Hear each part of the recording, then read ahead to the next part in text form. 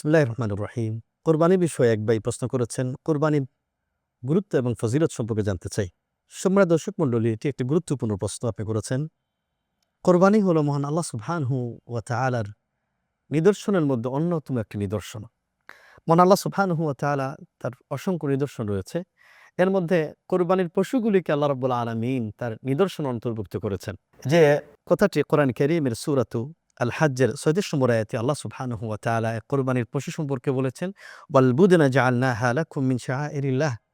আল্লাহ সুবহানাহু ওয়া তাআলা কোরবানির পশুগুলিকে আমাদের জন্য অর্থাৎ মুসলমানদের জন্য মহান আল্লাহ রাব্বুল আলামিনের নিদর্শন অন্তর্ভুক্ত করেছেন। সুবহানাল্লাহ। এই কোরবানির পশুগুলোকে আল্লাহ রাব্বুল আলামিন নিদর্শনে অন্তর্ভুক্ত করেছেন। এজন্য নবী মুহাম্মদ সাল্লাল্লাহু আলাইহি ওয়াসাল্লাম আল্লাহ রাব্বুল আলামিনের এই নিদর্শনের বাস্তবায়ন করতে গিয়ে যে হাদিসটি ইমাম আত-তিরমিযী রাহিমাহুল্লাহ তার সুনানের মধ্যে বর্ণনা করেছেন, আব্দুল্লাহ ইবনে উমর রাদিয়াল্লাহু আনহুমা তিনি বলেন, আকামা রাসূলুল্লাহ সাল্লাল্লাহু আলাইহি ওয়াসাল্লামা বিল মদিনাতি 10 সিনিনা ইউদাহি। রাসূলুল্লাহ সাল্লাল্লাহু আলাইহি ওয়াসাল্লাম মদিনাতুল মুনাওয়ারা 10টি বছর অতিবাহিত করেছেন এবং 10টি বছরে তিনি কোরবানি করেছেন। এটা হলো যেহেতু আল্লাহ রাব্বুল আলামিনের নিদর্শন, আল্লাহ সুবহানাহু ওয়া তাআলার শিআর, এই নিদর্শনকে গুরুত্ব দেওয়ার ক্ষেত্রে রাসূলুল্লাহ সাল্লাল্লাহু আলাইহি ওয়াসাল্লাম একটি বছরের জন্য কিন্তু তিনি কুরবানি ছেড়ে দেন নাই। এবং রাসূল সাল্লাল্লাহু আলাইহি ওয়াসাল্লাম এই কোরবানির গুরুত্ব বোঝাতে গিয়ে যে হাদিসটি ইমাম আহমদ রাহিমাহুল্লাহ এবং ইমাম ইবনে মাজাহ রাহিমাহুল্লাহ তার সুনানের মধ্যে উল্লেখ করেছেন, অনেক মুহাদ্দিসিন ইকরাম এই হাদিসটিকে কবুল করেছেন।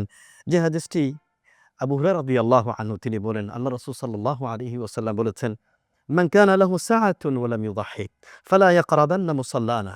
যে সমস্ত ব্যক্তির কোরবানির দিনে কোরবানি করার সামর্থ্য আছে, কোরবানি করার টাকা পয়সা আছে, তারপরে সে কোরবানি করে না, সেই সমস্ত মুসলমানরা যেন মুসলমানদের ঈদগাহে না আসে, মুসলমানরা যেন আমাদের ঈদগাহে শামিল না হয়।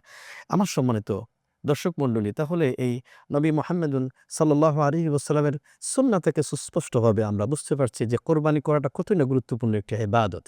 এজন্য এই সমস্ত হাদিসের আলোকে ইমাম আল্লামা ইবনে উসাইমিন রাহিমাহুল্লাহ তিনি কোরবানি করাটা কি ওয়াজিব না সুন্নাহ, এই নিয়ে তিনি দুটি মতামত তিনি উল্লেখ করার পরে তিনি বলছেন যে উলামা কেরামদের এই বক্তব্যের আলোকে এবং আল্লামা ইবনে উসাইমিন রাহিমাহুল্লাহ এই কোরবানির গুরুত্বকে সামনে রেখে রাসূল সাল্লাল্লাহু আলাইহি ওয়াসাল্লামের সুন্নাহকে সামনে রেখে কোরবানির গুরুত্ব বোঝাতে গিয়ে তিনি বললেন যে সার কথা হলো, যারা কোরবানিকে ওয়াজিব বলেছেন তাদের প্রমাণাদি অধিক শক্তিশালী।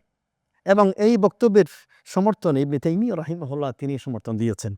এজন্য আমরা বলতে চাই যে যেহেতু কোরআন কারীমে এটাকে আল্লাহ রাব্বুল আলামিন আল্লাহর নিদর্শন বলেছেন এবং রাসূল সাল্লাল্লাহু আলাইহি ওয়াসাল্লাম তিনি একটি বছরের জন্য কোরবানি ছেড়ে দেন নাই। এজন্য আমাদেরও এই কোরবানির এই মাসলাটাকে সামনে নিয়ে আমাদেরকে এত হালকাভাবে চিন্তা করলে হবে না।